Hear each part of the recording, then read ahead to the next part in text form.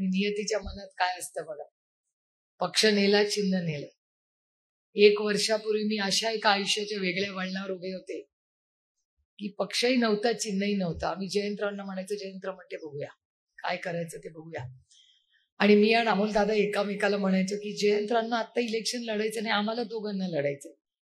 आणि आम्ही म्हणायचो एकामेकाला कुठलं चिन्ह घेऊया. मग मला अमोल दादा म्हणायचं तुम्ही कब्बशी घ्या.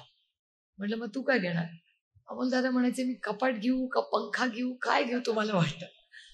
म्हणायचं नाही काहीतरी चांगलं घेऊया. आम्हाला माहिती नव्हतं की आम्हाला एक चिन्ह मिळेल का, कारण का पक्ष गेला होता तर चिन्ह पोचवायचं कसं. पण माझ्या पांडुरंगाची इच्छा, काय त्यांनी माझ्या पदरात टाकावं तर तुतारी वाजवणारा माणूस. आणि तुतारी कधी वाजते, तुतारी ही नेहमी काहीतरी चांगलं काम होणार तेव्हाच तुतारी वाजते. लग्न कार्य तुतारी वाजते, जेव्हा नवीन बँक असेल, सहकारी चळवळीतलं काही उद्घाटन असेल तिथे तुतारी वाजते. आणि जेव्हा छत्रपती शिवाजी महाराजांनी युद्ध पुकारलं तेव्हा ही तुतारीच वाजली होती. त्यामुळे तुतारी वाजवणारा माणूस हे सगळे नियतीचे खेळ. माझी श्रद्धा आहे, माझी अंधश्रद्धा नाही. पण कुठेतरी त्या श्रद्धेमुळे आज तुतारी वाजवणारा माणूस हे चिन्ह गाव वाडी वस्तीपर्यंत पोहोचवण्याला आपल्याला यश आलं. आम्हाला आधी वाटायचं आधी कसं चिन्ह पोचणार, कसं चिन्ह पोचणार. लोक आम्हाला भीती दाखवायचे, अहो तुमचं चिन्ह पोचलंच नाही, अजून लोकांना कन्फ्युजन आहे. आम्हाला व्यासपीठावरच्या लोकांना लक्षातच आलं नाही की ताकद आमच्यात नाहीये, ताकद तुमच्यात आहे. मी कशी इलेक्शन लढले माझंच मला माहिती.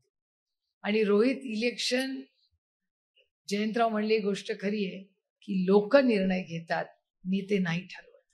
माझ्या इलेक्शनच्या वेळी एक नेता माझ्या बरोबर नव्हता.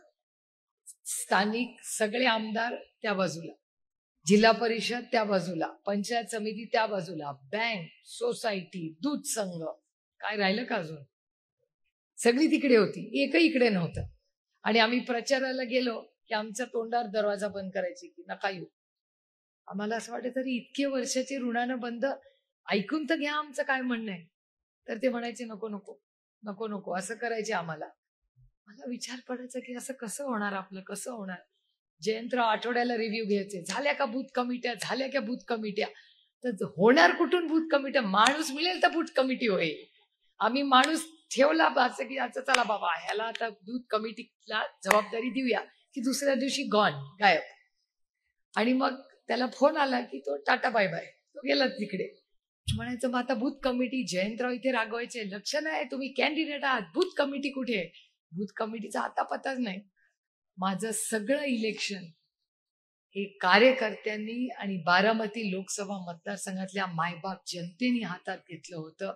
आणि त्याच्यामुळे मगाशी जयंतराव जे म्हणले ही गोष्ट खरी आहे. विकास झालाच पाहिजे, कामं झालीच पाहिजे, सेवा केलीच पाहिजे, त्याच्यासाठी तर निवडून येतो. पण त्या शेवटच्या माणसाची नाळ जर जोडून ठेवली नसली ना तर काय उपयोग होत नाही. आणि ते नातं जे आहे ना, तेच आदरणीय पवार साहेबांचं, RR पाटलांचं ते जे आहे ते संस्कार आहे, जे कैलासवासी यशवंतराव चव्हाणांपासून जो मंगल कलश त्यांनी महाराष्ट्राचा आणला, त्यानंतर जयंतरावांचे वडील बापूंनी त्या काळातल्या त्या सगळ्या नेत्यांनी जी नाती जपली ना, त्याच्यामुळे माझ्यासारखे लोक ह्यावेळेस निवडून आले. माझं सगळ्या इलेक्शनचं श्रेय हे फक्त आणि फक्त बारामती लोकसभा मतदारसंघातल्या तमाम मायबाप जनतेला जातं, ज्यांनी एका विश्वासाच्या नात्याने मला मतदान केलं. आणि त्याच्यात फक्त मी नेहमी सगळ्यांना सांगते, सत्य परेशान हो सकता है, पराजित नहीं हो सकता. खूप सत्याचा मार्ग फार अवघड असतो.